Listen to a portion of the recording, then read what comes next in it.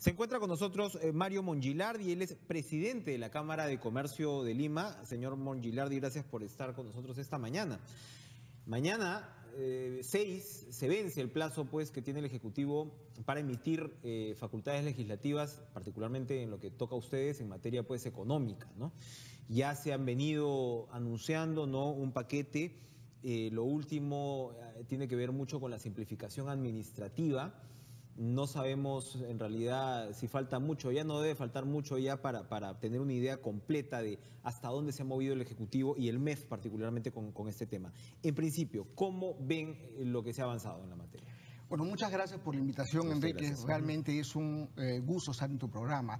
Y antes de contestar tu pregunta, yo quisiera felicitar al presidente de la Corte Suprema en determinar que este año se postergan las vacaciones en el Poder Judicial. No era aceptable para la sociedad que tengamos todos los eneros huelga y empalmaban con las vacaciones febrero, y de tal manera que teníamos administración de justicia solamente 10 meses al año.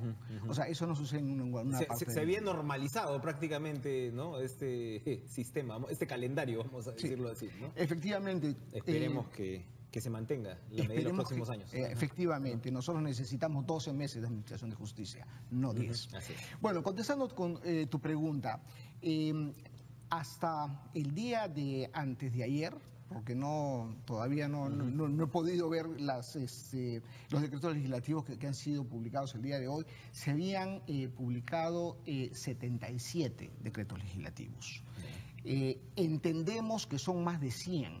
Consecuentemente faltan pues alrededor de 25 aproximadamente decretos legislativos. Estos están, digamos, clasificados por nuestra parte, por la parte de la Cámara de Comercio de Lima, en 4 sectores, ¿no? Aquellos que tienen que ver con la parte administrativa, aquellos que tienen que ver con la parte tributaria, aquellos que tienen que ver con el tema de lucha contra la corrupción, y tenemos un cuarto sector donde hay distintos tipos de decretos legislativos que de una u otra forma facilitan el quehacer de la ciudadanía en general.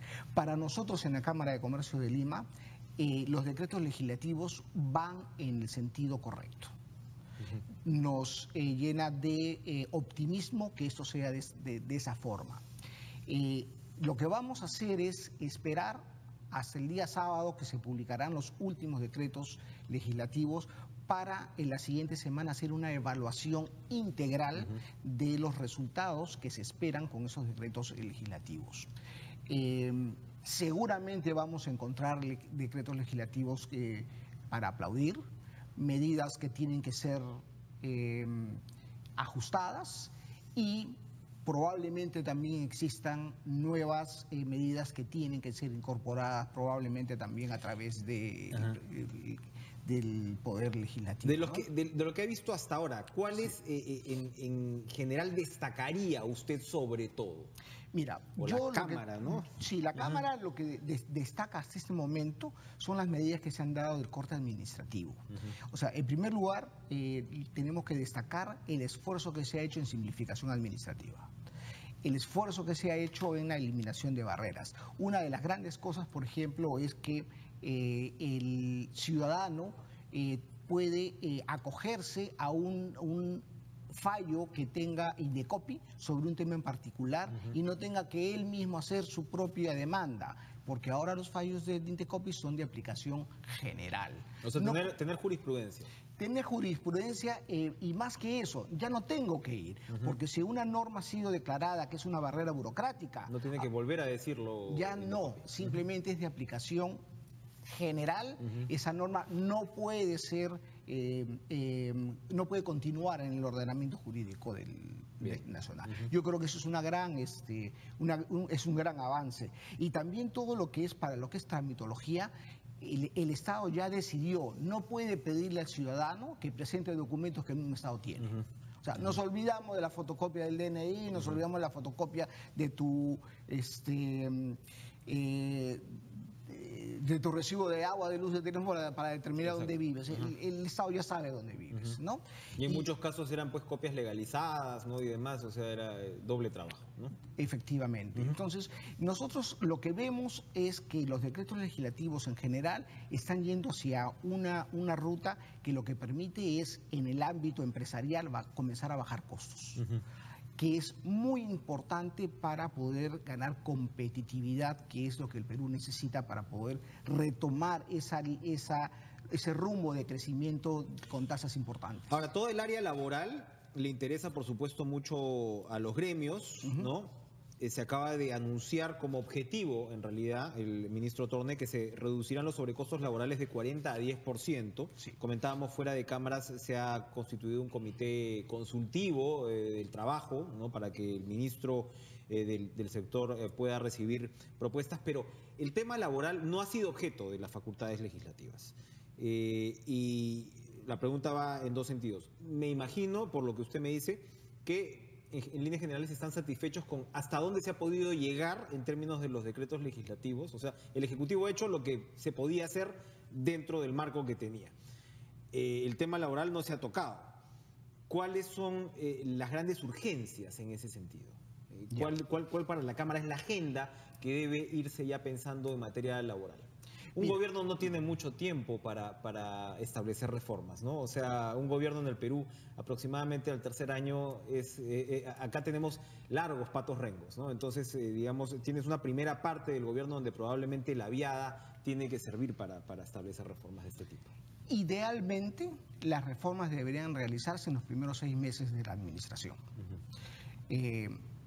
Conforme va pasando el tiempo, se hace cada vez más difícil el que el Poder Legislativo acepte reformas de la estructura que estamos hablando, como es el sector laboral.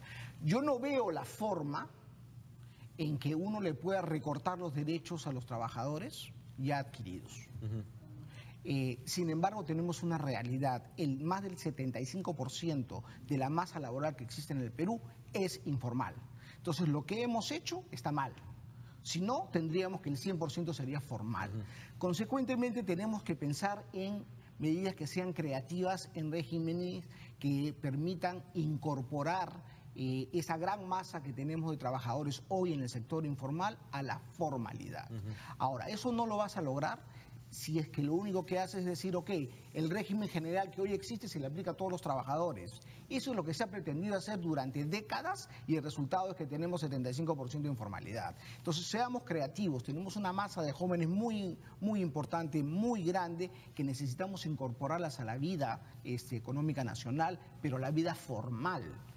Con empleos formales y adecuados. El ministro de Trabajo ha adelantado que él favorece lo que sería la expansión de regímenes especiales. Tenemos experiencias como en el agro, ¿no? Algunas que han funcionado muy bien en términos de intensidad laboral. ¿La Cámara acompaña esa línea de trabajo? ¿Se debe experimentar, no es la palabra, pero se debe impulsar regímenes especiales según los rubros? Absolutamente. En el caso, por ejemplo, del agro, de exportar, que si no me equivoco, 600 millones de dólares hace no muchos años, hoy exporta cerca de 6.000 millones. Ahora, este es un régimen especial, porque no todos los días se cosecha, no todos los días se siembra. Es un régimen especial, pero si tratamos de crear algún régimen que sea especial para incorporar a los trabajadores que hoy viven en la informalidad, por ejemplo, yo te digo, seamos competitivos con nuestros principales socios de la zona. En tu primer año de trabajo, en cualquier sociedad desarrollada, no te dan 30 días de vacaciones. Tú empiezas con una semana y te vas ganando conforme vaya aumentando tu periodo de trabajo en la empresa y te van aumentando. Dentro de 2 años te dan 2 semanas y así sucesivamente. En el mundo no existe el régimen de gratificaciones.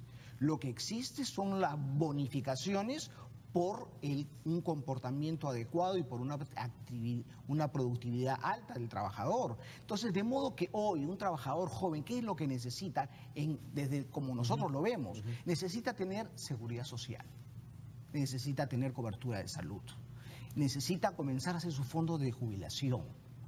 Todo lo demás se lo tiene que ir ganando en el tiempo. De esa forma podemos nosotros reducir estos sobrecostos que han sido calculados en 50 y tantos %. Eso es parcialmente verdad. Es verdad si tú trabajas pues de lunes a sábado tus 8 horas, punto. Pero una empresa industrial que trabaja 24 horas al día, 7 días a la semana, como son las grandes industrias en el mundo, su costo real está arriba del 150%, porque todos esos, entre comillas, sobrecostos o beneficios de los trabajadores se le aplica, por ejemplo, al que trabaja de noche y tiene un 50% más de salario. Entonces, si comienzas a sumar todo eso, nuestra industria no es competitiva desde el punto de vista laboral. Alarmas, puntos de alarma, comentábamos, el sector manufactura, el sector textil. Va caminando algunos rubros de la economía que van más allá de las exportaciones tradicionales. Bueno, construcción todavía no tiene problemas y demás, pero van caminando de todas maneras relativamente dentro de la región. Pero manufactura y textil son sectores que no salen del hueco. ¿Qué dice la Cámara de Comercio al respecto? ¿Qué se puede hacer desde las políticas públicas, en todo caso, para poder hacer sobrevivir estos sectores? Mira, la manufactura es un sector muy importante a nivel mundial porque es uno de los sectores que absorbe la mayor cantidad de mano de obra, que es lo que necesitamos en el Perú, que es dar empleo a nuestra población. Este sector ha sufrido de un desplazamiento no solamente de los principales mercados de exportación, sino también en nuestro propio mercado. Aquí en el Perú, el sector textil está siendo desplazado y esto por falta de competitividad. Lo que tenemos que hacer es bajarle los costos.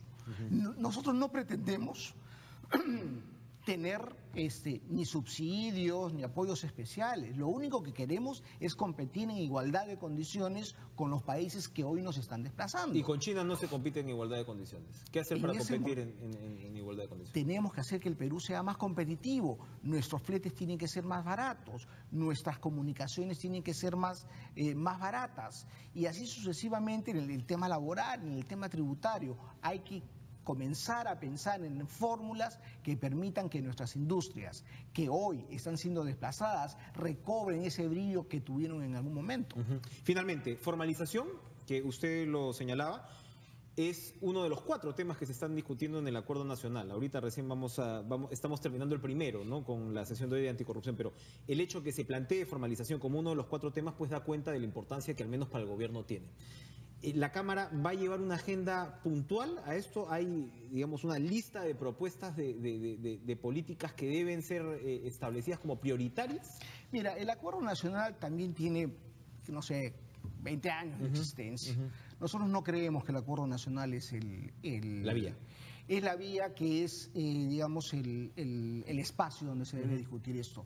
Porque el Acuerdo Nacional no representa en este momento a toda la sociedad. Por ejemplo, la Cámara de Comercio de Lima no es miembro del Acuerdo Nacional, no fuimos invitados a formar parte de él. Y así hay muchos sectores de la sociedad que no forman parte del Acuerdo Nacional. Bastante notable, pero bastante caprichoso el criterio, porque entiendo que han invitado a una cantidad de instituciones. Que la Cámara no esté llama la atención.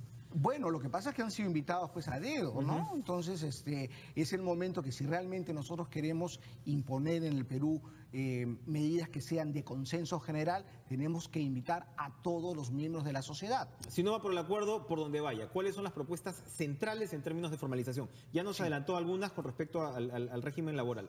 ¿Qué otras más van como prioritarias para ustedes? El tema de la formalización no podemos verlo solamente desde una perspectiva del tema laboral, por ejemplo, o el tema tributario, o el tema de costos. Tenemos que verlo integralmente. El informar lo que tiene que percibir cuáles son las ventajas que tiene la formalización. Hablemos, por ejemplo, del crédito. Hoy el costo del crédito para el informal es sumamente alto. Entonces, desde ese punto de vista, yo me formalizo, puedo bajar mi crédito, pero tengo una presión tributaria que me va a asfixiar. Tengo por otro lado la SUNEDO que me va a comenzar a buscar temas de laborales o cosas como esas. O sea, tenemos que dar un régimen que sea integral de tal manera que haga atractiva la formalización. Bien. Para terminar, perspectivas para este 2017, según la Cámara de Comercio. Bueno, nosotros estamos optimistas. Creemos que el 2017, si es que se dan ciertas condiciones, si es que tenemos una paz política, seriedad en la forma como se manejan las cosas, si es que el tema de la corrupción se maneja adecuadamente, la confianza que hoy tiene el empresariado se va a ver reflejada en una mayor inversión. Pero si no tenemos esas condiciones, la confianza que hoy existe se va a perder en un minuto. O sea, la confianza se gana en años, pero se pierde en segundos. Consecuentemente, tenemos que tratar eso de una forma muy responsable, y son nuestros gobernantes, tanto en el lado legislativo como en el lado ejecutivo, responsables de llevar adelante una política que facilite la confianza y a través de esto facilite la inversión. Si no tenemos inversión en el Perú, no vamos a seguir en la senda del crecimiento. El 80% de la inversión la hace el sector privado. Y el sector privado no va a invertir apenas vea que hay algún tipo de inestabilidad. ¿Se equivocó el Ejecutivo con el anclaje fiscal? ¿Cree que fue una señal bien o mal enviada? ¿O no se equivocó No. frente a la percepción del Bueno, en realidad privado? Es una política sana el tener un déficit fiscal bajo. Ahora, la rapidez en hacerlo, bajar de 3.8 a 3 o a 3,5 o a 3.4 en realidad es discutible. Lo que sí se ha sentido es que la inversión pública ha bajado en un momento en que no era lo más recomendable. Así es. ¿No? Y más aún, yo creo que el gobierno ya se dio cuenta porque la reducción del IGB ya lo han pateado para julio. Probablemente llegue julio y se den cuenta que, ¿sabes qué? No estamos con la Probablemente caja. ya fue la reducción del IGB, ¿no? Probablemente sí, nosotros saludaríamos una política de ese sentido, en ese sentido, porque sería algo responsable. Mario Mongilardi, presidente de la Cámara de Comercio de Lima, muy interesantes sus apreciaciones. Gracias por estar con nosotros esta mañana. Muchas gracias, Enrique.